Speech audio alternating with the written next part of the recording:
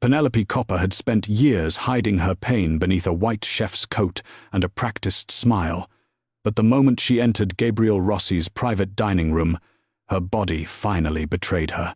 The silver tray slipped from her hands, shattered desserts scattered across the floor, and Penelope collapsed before she could take another step. Gabriel caught her before she hit the ground. As he pulled her into his arms, the torn collar of her uniform exposed dark bruises across her chest and ribs. The most feared Mafia boss in New York went completely still. "Who hurt you?" he asked, his voice dangerously quiet. No one answered.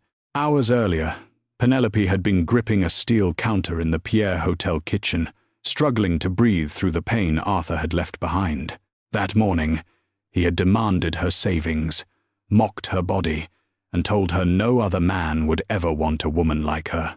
For years, she had believed him, but now Gabriel Rossi was staring at her as though someone had damaged something precious, and once he learned Arthur's name, the man who had broken Penelope would discover that the woman he called worthless had fallen into the arms of the one man powerful enough to destroy him. "You're lucky I put up with you." But his words weren't what caused the room to spin. It was the physical toll of his rage. Beneath her double-breasted white chef's coat, Penelope's left side was a canvas of deep, ugly purple and mottled yellow. Arthur had thrown her against the edge of their cramped Queen's apartment radiator when she refused to empty her savings account to cover his mounting gambling debts. He owed money to the wrong people in Bensonhurst, and his panic had morphed into violent, brutalizing anger. Now, dehydrated and running on 3 hours of sleep, Penelope had to serve the most important clients of her career. The private dining room on the top floor had been booked under a shell corporation, but every staff member knew who was upstairs. Gabriel Rossi, the undisputed head of the Rossi Syndicate, a man whose legitimate real estate empire was built on a foundation of ruthlessness that terrified even the NYPD. Penelope, the sponge sugar cages, they need to go up now. Chef Rousseau's voice cut through her daze. "Yes, chef," she managed to whisper, her voice trembling. She hoisted the massive silver tray. It was heavy, and the shift in weight sent a white-hot spike of agony through her fractured ribs. She bit her lips so hard she tasted copper, swallowing down the bile rising in her throat. She just had to make it through the service. She just had to survive the night. Flanked by 2 towering security guards in tailored charcoal suits, Penelope was escorted into the private elevator. The ascent to the penthouse felt like a death march. Sweat beaded on her forehead, plastering her dark curls to her skin. She felt massive and clumsy, acutely aware of how much space she took up in the mirrored elevator, wishing she could simply shrink into nothingness. When the doors slid open, the atmosphere in the penthouse dining room was suffocatingly tense. 10 men sat around a sprawling mahogany table, but only one commanded the room. Gabriel Rossi sat at the head, nursing a crystal glass of amber liquid. He wasn't the caricature of a mobster. He was devastatingly composed, wearing a bespoke midnight blue Brioni suit that fit his broad, predatory frame flawlessly. His dark eyes were cold, assessing, and entirely devoid of mercy. "Put it on the center table," one of the guards muttered to Penelope, pointing toward a marble buffet station just behind Gabriel's chair. Penelope stepped forward, her thick, slip-resistant shoes heavy on the Persian rug. She focused entirely on the tray, trying to ignore the intense, heavy silence that had fallen over the Mafia bosses. But as she drew parallel to Gabriel's chair, the pain in her side suddenly flared with agonizing intensity. It wasn't just a throb anymore. It was a blinding, paralyzing shockwave that robbed the air from her lungs. Her vision tunneled, the edges bleeding into pitch black. "No," she thought in a panic. "Not here. Please, not here." Her knees buckled under her weight. The massive silver tray slipped from her numb fingers, the delicate spun sugar desserts shattering against the floor like crystal. Penelope didn't even hear the crash. She was falling, fully expecting the brutal impact of the hardwood floor to finish what Arthur had started. But the impact never came. A clear's throat, blur of midnight blue, moved with terrifying speed. Gabriel Rossi had vaulted from his chair, catching her heavy, unconscious body before she hit the ground. He caught her securely, his large hands gripping her arms to brace her fall. In the chaos of the movement, the top buttons of Penelope's chef coat tore open, the thick fabric parted, revealing the horrific, unmistakable shape of a brutalized handprint blooming across her collarbone, trailing down to the deep, vicious bruising on her ribs. The room erupted.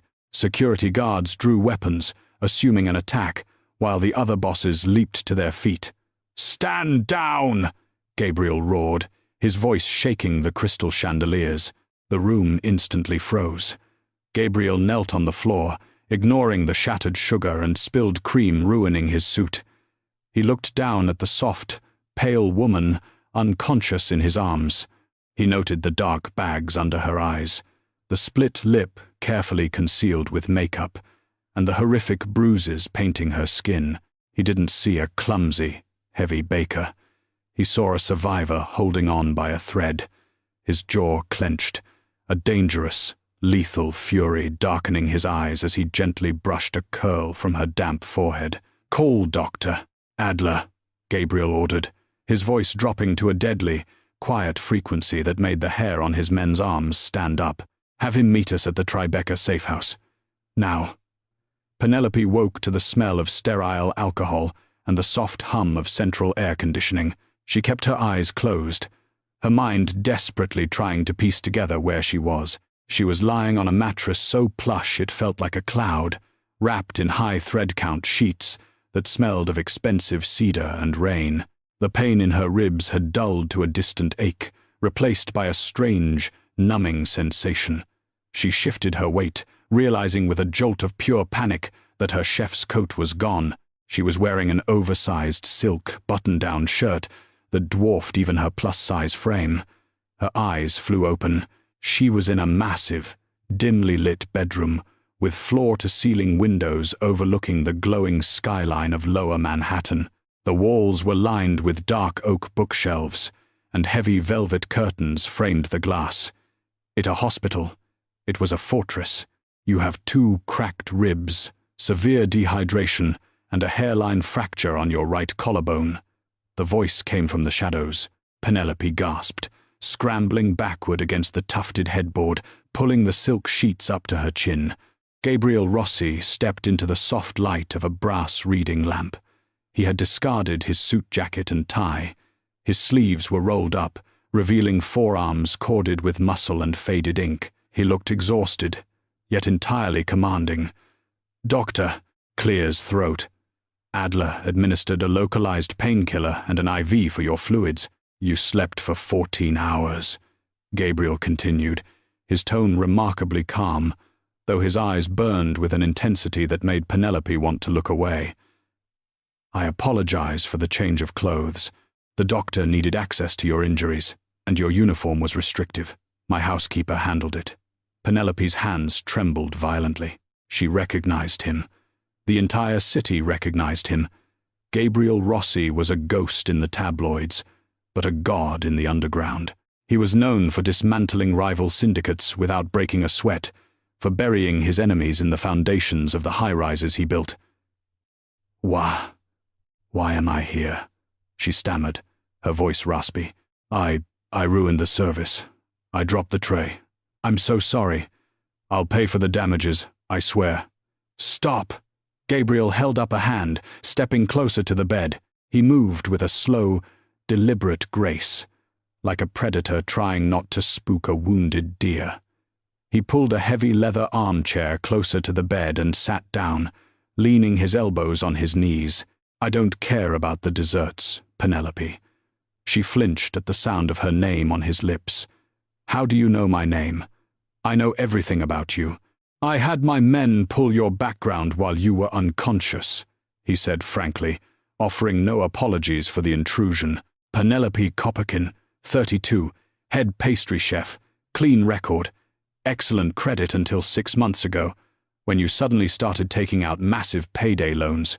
Penelope felt the blood drain from her face. Her shame, which she had so carefully hidden beneath layers of clothing and makeup, was laid entirely bare. She hugged her knees to her chest, acutely aware of her size, feeling pathetic and exposed. "Please," she whispered, tears finally breaking free, spilling hot and fast down her cheeks. "Please, just let me go. I won't tell anyone I was here. I just want to go home." "You don't have a home, Penelope," Gabriel said softly. "You have an apartment in Queens that you share with a man who uses you as a punching bag." Penelope choked on a sob, shaking her head. "You don't understand. If I don't go back, he'll kill me. He said if I ever left him, he'd find me. He's crazy." Gabriel's expression hardened into something carved from stone. He leaned forward, his dark eyes locking onto hers with a terrifying, magnetic pull. "Who hurt you, Penelope? Give me a name." "I can't," she cried, terrified of what a Mafia boss would do, terrified of Arthur, terrified of everything. "It doesn't matter. It's my fault. I should have given him the money."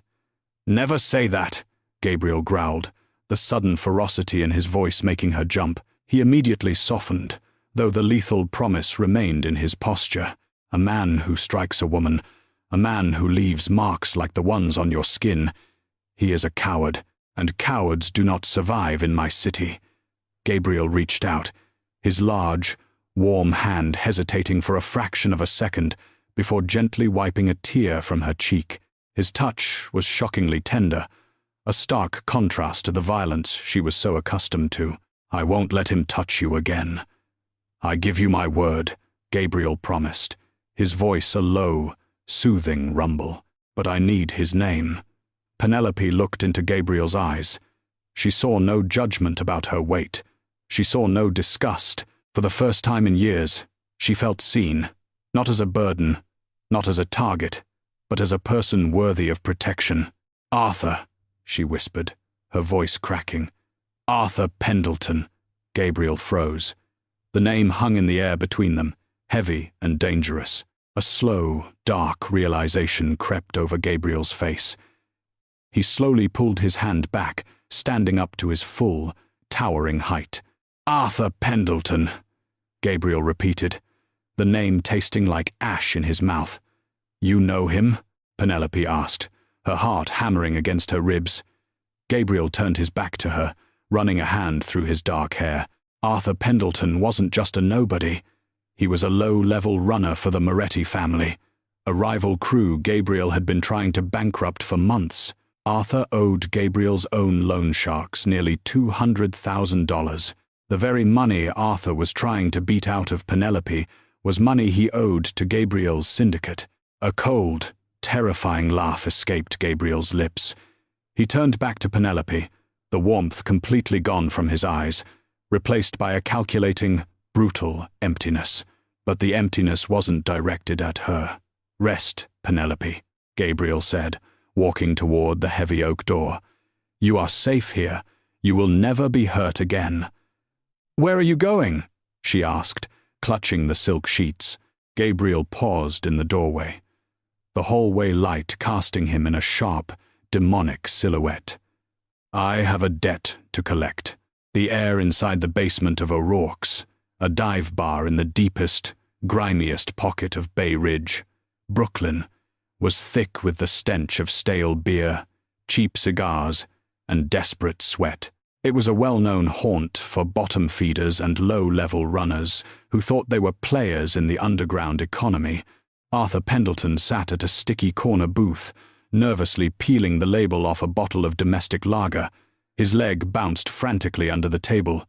He was cornered. The Moretti family was breathing down his neck for their cut of the illicit sports betting ring, and Gabriel Rossi's loan sharks had given him exactly 48 hours to produce the $200,000 he had borrowed. He had planned to force Penelope to take out a second mortgage on her bakery, to drain her retirement accounts, to bleed her dry like he always did. She was weak, heavy, and desperate for affection. The perfect, pathetic mark. The heavy steel door at the top of the basement stairs groaned open, but Arthur didn't look up, not until the murmurs in the room abruptly died, replaced by a suffocating, terrified silence. The sound of Italian leather shoes clicking against the concrete stairs echoed like a death knell. Arthur finally raised his head. His blood ran cold. Gabriel Rossi stood at the base of the steps, flanked by two towering enforcers. Gabriel wasn't wearing his customary bespoke suit.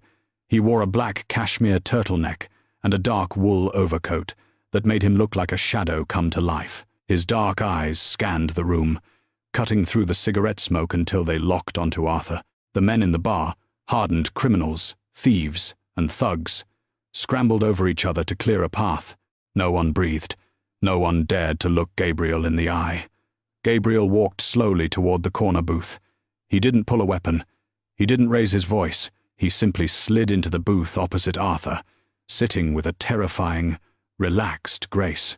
"Mr. Rossi," Arthur stammered, his voice cracking violently. He wiped sweaty palms on his jeans, his eyes darting toward the exits, only to find Gabriel's men blocking every door. I know why you're here. The 200 grand. I have it. Well, I have a line on it. By Friday, I swear to God, you'll have every penny. I am not here for my money, Arthur." Gabriel interrupted, his voice a smooth, lethal purr. Arthur blinked, confusion temporarily overriding his panic. You're not? Then what?" Gabriel leaned forward, resting his forearms on the sticky table. "I hosted a dinner tonight at the Pierre. I had a spectacular menu planned, but my pastry chef had a sudden medical emergency. She collapsed in my dining room." Arthur's face drained of all color. His jaw went slack. "Penelope?" "Yes, Penelope," Gabriel said softly. "And when my doctor examined her, he found 2 cracked ribs, a fractured collarbone, and a masterpiece of bruising along her left side. She tells me she slipped, but her doctor tells me it looks distinctly like she was thrown against a radiator. She's clumsy. She's huge. She trips over her own feet. I swear I didn't." Gabriel moved faster than the human eye could track. His large hand shot across the table, grabbing Arthur by the throat and slamming his head down against the solid oak surface with a sickening crack. Arthur wailed, blood instantly gushing from his broken nose. But Gabriel didn't let go. He pinned Arthur's face to the table, leaning in so close that Arthur could feel the cold fury radiating off him. "You are going to tell me exactly why a bottle-feeding Moretti runner has spent the last 3 years playing house with a civilian pastry chef," Gabriel hissed, his fingers tightening around Arthur's windpipe. "And if you lie to me, I will have my men peel your skin off and salt the wounds." "Speak," Arthur choked, tears of agony streaming down his face. Okay, Jesus. Let me breathe." Gabriel loosened his grip just a fraction. It wasn't about her. Arthur sobbed, blood bubbling on his lips. "You think I wanted to be seen with that fat pig? You think I actually wanted her? It was a job. The Morettis put me on her." Gabriel's eyes narrowed. The air in the room seemed to drop 10 degrees. Why? Her father, Thomas Kopkin. Arthur spat, coughing violently. He wasn't just some insurance salesman who died in a car crash. He was Tommy the accountant Kopkin. 10 years ago, he washed money for the Morettis, but he skimmed off the top. $3 million. He hid it before they clipped him in that accident. Gabriel's mind raced. He remembered the name now. Tommy the accountant. An old-school numbers guy who had vanished right before the Moretti family nearly went bankrupt a decade ago. The Morettis knew Tommy hid a physical ledger with the account numbers and the safety deposit keys. Arthur confessed, sobbing pathetically. They tore his house apart, but they never found it. They figured he gave it to his kid. So, they told me to romance the lonely fat baker. Get in her house. Get her to trust me. I've been tearing that queen's apartment for 3 years, but the ledger isn't there. I got frustrated. I needed the money to pay you off, so I pushed her to give me her bakery loans. A cold, dark realization washed over Gabriel. Penelope wasn't just a victim of domestic abuse. She was sitting on a $3 million Mafia gold mine, entirely unaware, and the Moretti syndicate was going to kill her the second they realized Arthur had failed. "She doesn't know," Gabriel stated, his voice a hollow echo. "She's clueless," Arthur cried. "Look, Rossi, you can have her. You can have the money. Just tell the Morettis I died. Let me skip town, please."